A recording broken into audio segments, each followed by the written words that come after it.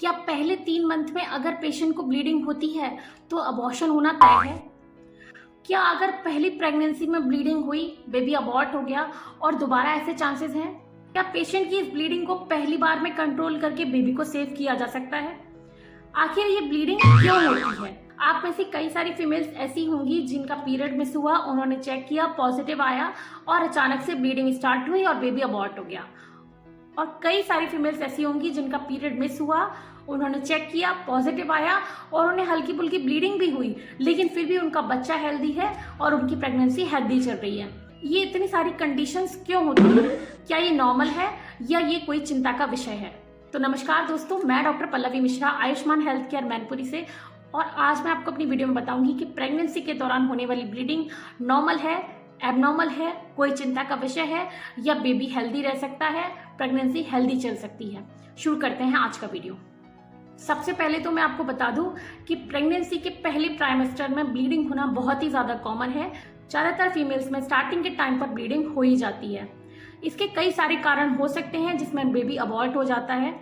पहला रीज़न रहता है एक्टॉपिक प्रेगनेंसी।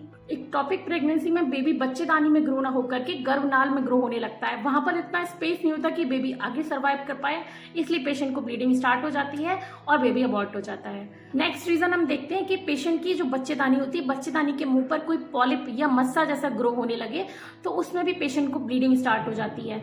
इस ब्लीडिंग में पेशेंट का जो बच्चा है वो बिल्कुल सेफ रहता है, उसे किसी प्रकार की कोई दिक्कत नहीं होती है। जनरल एंटीबायोटिक चलाकर हम इसको कंट्रोल कर सकते हैं। अगर बच्चे में कोई एबिलिटी है, कोई डिफेक्ट है जिससे वो आगे ग्रो नहीं हो पाता, तो कुदरत से खुद ब खुद ब्लीडिंग के थ्रू बाहर निकलवा देती है।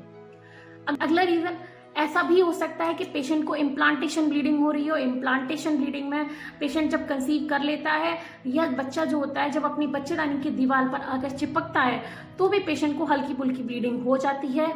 उसे हम इम्प्लांटेशन ब्लीडिंग कहते हैं और इसमें भी बच्चा बिल्कुल सेफ रहता है, कोई प्रॉब्लम नहीं होती है। एक रीजन होता है सब कोरियोनिक हैमरेज। सब कोरियोनिक हैमरेज में जो कोरियन होता है वो बच्चे की चारों ओर की तरफ एक सेफ्टी और उससे न्यूट्रिशन देता है। कोरियन बच्चे के चारों तरफ रहता है जिससे बच्चे को पोषण मिलता है। जब वो कोरियन यूट्रस में फैलने लगता है तो वहां से हल्की फुल्की ब्लीडिंग स्टार्ट हो जाती है।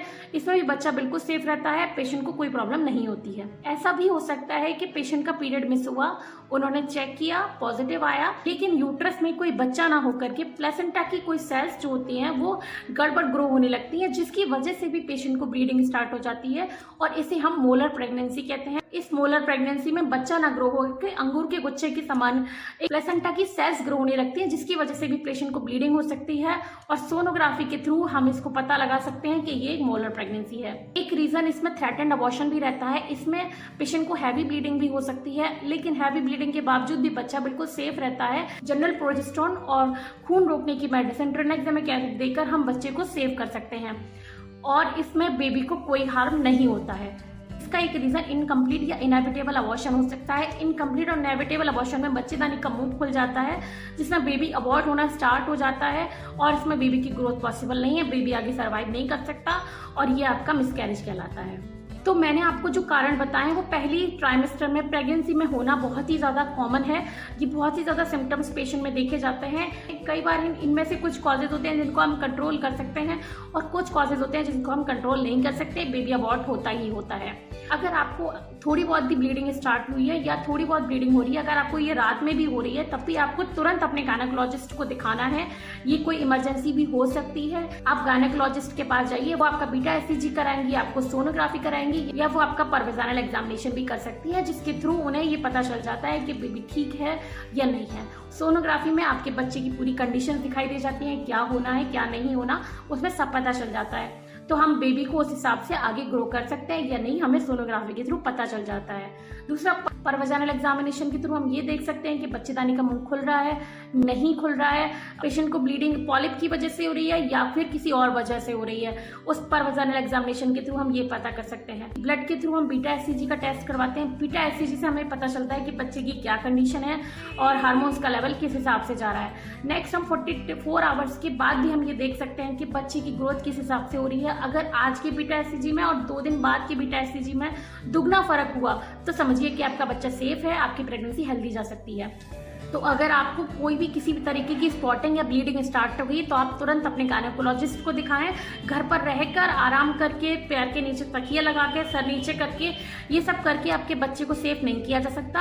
आप तुरंत के तुरंत अपने गायनेकोलॉजिस्ट के पास जाकर अपना ट्रीटमेंट स्टार्ट कराइए, जिससे आपका और आपका बच्चा हेल्दी हो। Thank you very much. अगर वीडियो अच्छा लगा तो लाइक करें, चैनल को सब्सक्राइब करना।